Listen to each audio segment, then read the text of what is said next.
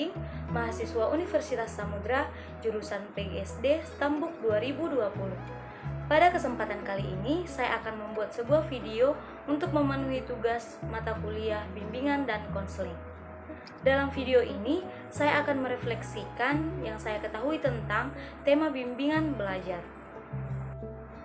Pertama, pengertian belajar dan tujuan bimbingan belajar di sekolah dasar. Pengertian belajar. Belajar merupakan perubahan tingkah laku yang dicapai individu melalui interaksi dengan lingkungannya. Belajar memiliki beberapa prinsip, yaitu 1. Belajar sebagai upaya memperoleh perubahan tingkah laku. Ciri-ciri perubahan tingkah laku yaitu perubahan yang disadari, perubahan yang bersifat kontinu dan fungsional, perubahan belajar yang positif dan aktif, perubahan belajar yang bertujuan dan terarah. 2. Belajar ditandai dengan aspek perubahan tingkah laku. 3. Belajar merupakan suatu proses. 4. Belajar karena adanya tujuan dan dorongan. Dan kelima, belajar merupakan bentuk pengalaman. Tujuan bimbingan belajar. Tujuan bimbingan belajar di sekolah dasar. Tujuan dari bimbingan belajar sendiri ialah untuk memberikan bantuan kepada siswa yang mengalami kesulitan dalam belajar. Dengan adanya bimbingan belajar, siswa dapat mengatasi masalah-masalah belajar yang mereka alami. Contohnya, jika siswa yang sulit mengikuti pembelajaran matematika, maka siswa perlu dibekali bimbingan belajar matematika. Untuk lebih jelasnya, bimbingan belajar di sekolah dasar bertujuan sebagai berikut. Pengembangan sikap dan kebiasaan yang baik, menumbuhkan disiplin belajar dan terlatih, dan mengembangkan pemahaman dan pemanfaatan kondisi fisik.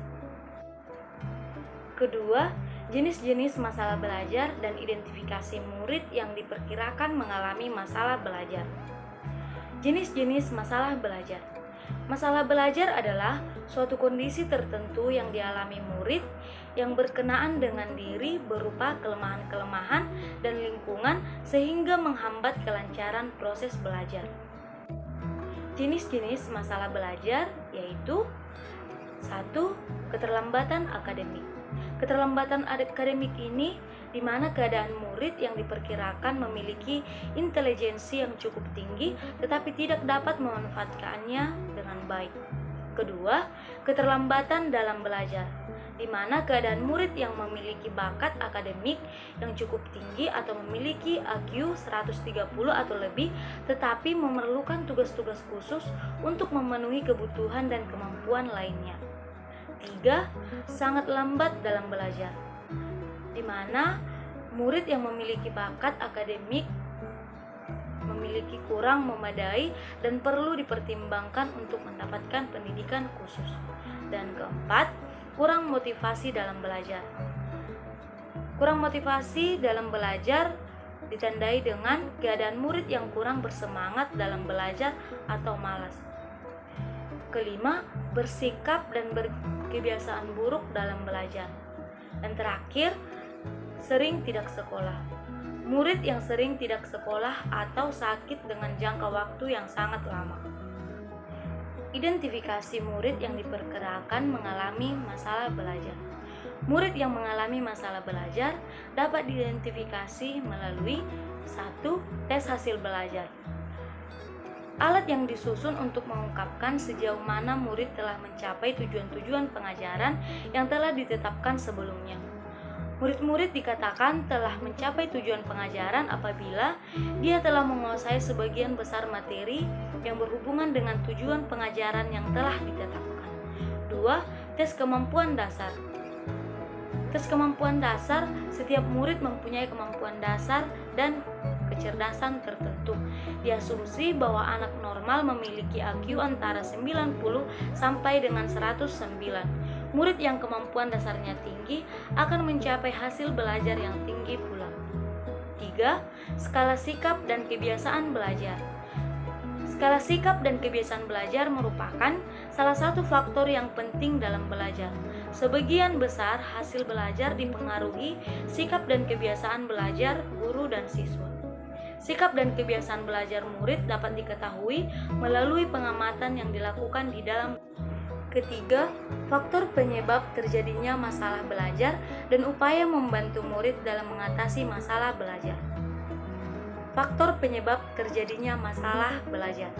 Pada dasarnya, dari setiap jenis masalah, khususnya dalam masalah belajar, murid di sekolah dasar cenderung bersumber dari faktor-faktor yang melatar belakangi dan penyebabnya.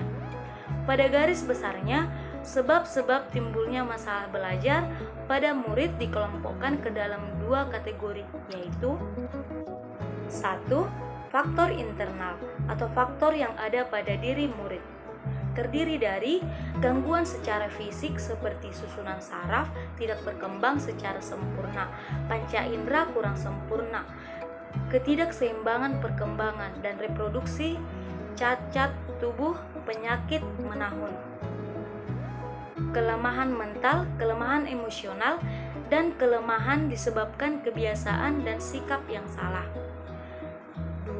Faktor eksternal yang timbul dari luar diri siswa, yaitu kurikulum, badan, dan buku yang tidak sama, terlalu berat beban belajar, sering pindah sekolah, kondisi rumah tangga kurang baik, dan kekurangan gizi. Upaya membantu murid dalam mengatasi masalah. Murid yang mengalami masalah perlu mendapat bantuan agar masalahnya tidak berlarut-larut yang nantinya dapat mempengaruhi perkembangan murid. Upaya-upaya yang dapat dilakukan yaitu pengajaran perbaikan. Pengajaran perbaikan adalah suatu bentuk pengajaran yang bersifat menyembuhkan atau membetulkan pengajaran yang membuat menjadi lebih baik. Kegiatan penganyaan, suatu bentuk layanan yang diberikan kepada seorang atau beberapa orang murid yang sangat cepat dalam belajar. Kecepatan belajar yang tinggi akan mempunyai dampak positif apabila murid merasa dirinya diperhatikan dan dihargai atas keberhasilan dan kemampuannya dalam belajar. Peningkatan motivasi belajar.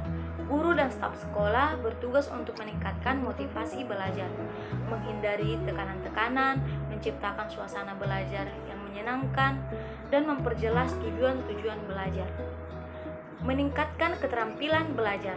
Cara yang dapat dilakukan untuk meningkatkan keterampilan belajar yaitu membuat jadwal guru mengajar, membuat ringkasan dari bahan bacaan, dan mengerjakan latihan-latihan soal.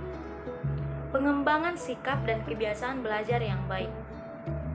Murid hendaknya dibantu untuk dapat mengembangkan sikap dan kebiasaan belajar.